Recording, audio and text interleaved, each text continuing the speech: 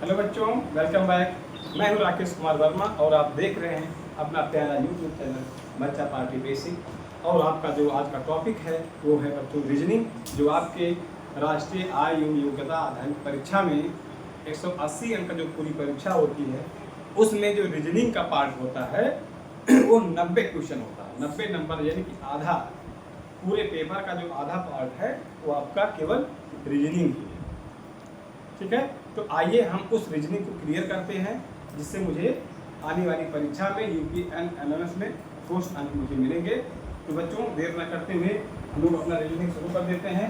आज एक नया चैप्टर है जिसको कहते हैं हम लोग श्रृंखला परिवर्तन। क्या कहते हैं बच्चों? श्रृंखला परिवर्तन। आप लोगों ने इसके पहले और भी चैप्टर को बहुत गहराई से पढ़ा है। बच्चों आज इसी चित्र को हम लोग बहुत कायदे से समझते हैं। अगर इस चित्र को हम कायदे से समझ जाते हैं तो आने वाले और आगे के जो क्वेश्चन होंगे उसमें बड़ी आसानी मिलेगी। तो बच्चों आप देख रहे हैं आपका एक वर्ग है, देखिए ध्यान से।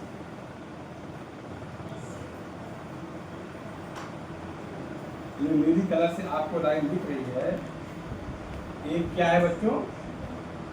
वर्ग है। वर्ग में आप जानते हैं आमने सामने की भुजाएं बराबर होती हैं और प्रत्येक अंश 90 डिग्री पे इन चार वर्ग का प्रत्येक कोण कितना होता है?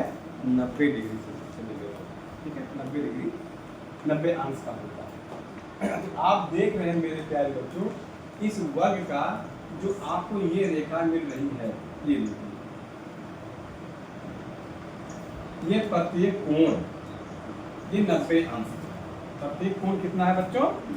90 अंश का है। और इस कोण की जो ये जो समविभाजक रेखा है, ये इस 90 अंश को दो भाग में बांटती है। ये वाला जो पार्ट होता है बच्चों, ये होता है कितना?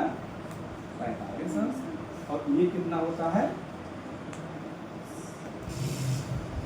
यही प्रक्रिया आपके देखिए यहाँ पर है। यही प्रक्रिया इस छोटे से वर्ग में है और यही चीज इस छोटे से वर्ग में है। ठीक, यहाँ समझने वाली बात क्या है? देखिए, अगर हम जैसे कोई मेरा एक पॉइंट है ऐसे, ठीक है, हम यहाँ चलते हैं 90 90 90 और 90, फिर यहाँ पे आ जाते हैं। ठीक है, तो 9 चौक 36 यानी कि एक बिंदु पर एक चक्कर लगाते हैं गोलाकार, तो हम कितना चलते हैं बच्चों? 360 अंश से चलते हैं।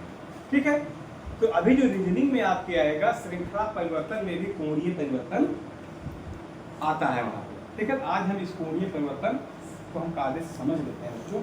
अब देखिए, जैसे मेरा बिंदु ए बी ए सी एक वो है, ठीक है, एक पॉइंट, एक लाइन वर्ग। हम बात करते हैं बी। ठीक है बच्चों, तो बी क्या है? अगर हम बी से सी तक जाएं, कहां तक बच्चों? बी से सी तक।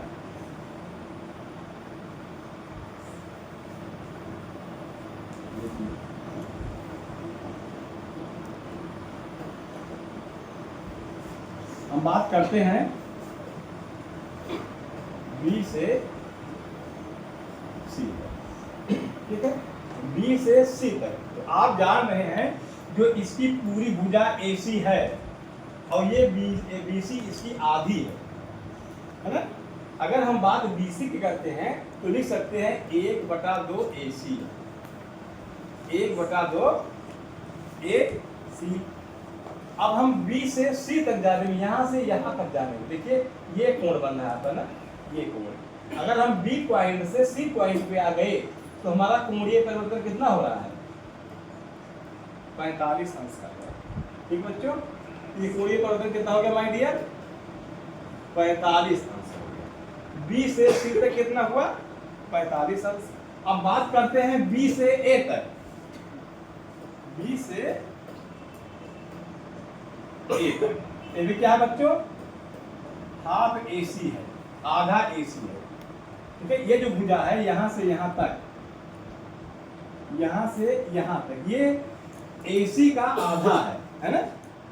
और यहां से क्या परिवर्तन हो बच्चों? 45 अंश का। क्या हुआ? 45 अंश का परिवर्तन हुआ।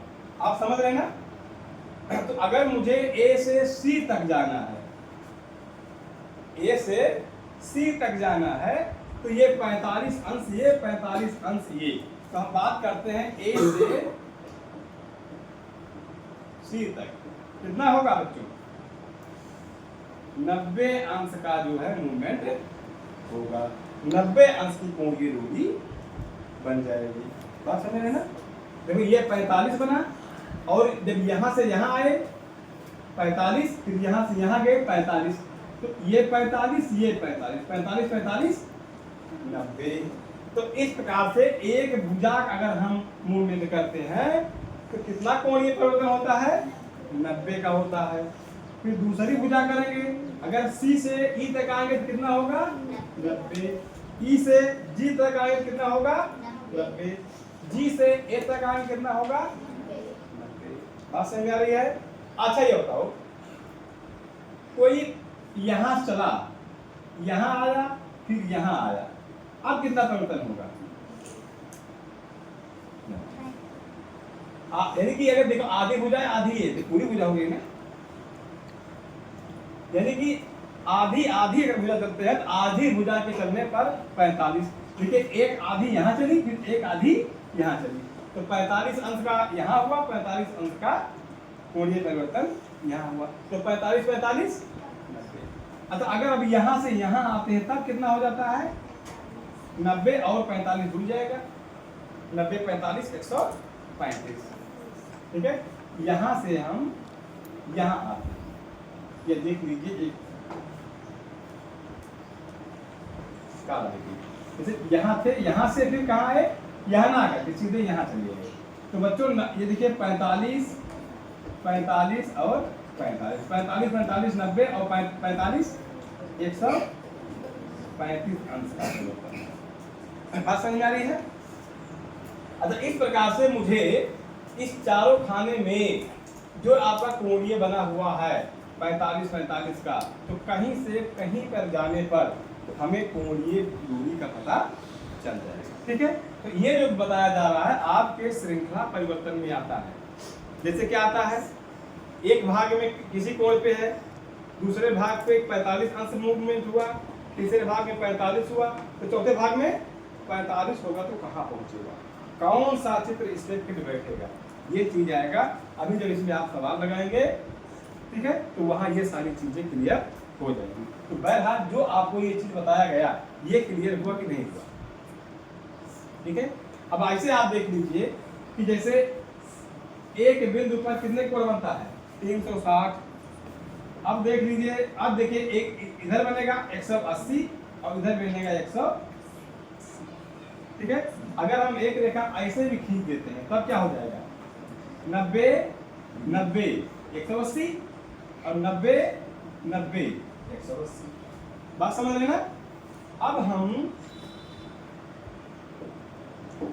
अब देखिए इसको ऐसे किए थे ना, अगर ऐसे कर दें, ठीक है, ये जो 90 था ये 45 हो गया, ये 45 ये 45 ये 45 ये 45 45 45 और 45 ये बन गया। ठीक है, तो क्या 45 मिला? 2 2 4 2 6 2 8, 45 गुणे 8 करिए, 360 आता है कि नहीं? 8 पंचे 40 के शून्य हासिल बचा 4, 8 चौक 32 4 360 अंश आया कि नहीं आया? ठीक है, आगे बढ़े। अब इसमें चक्रीय परिवर्तन होगा ऐसे। चलिए अब आ जाते हैं सीधे सवाल पे बच्चों।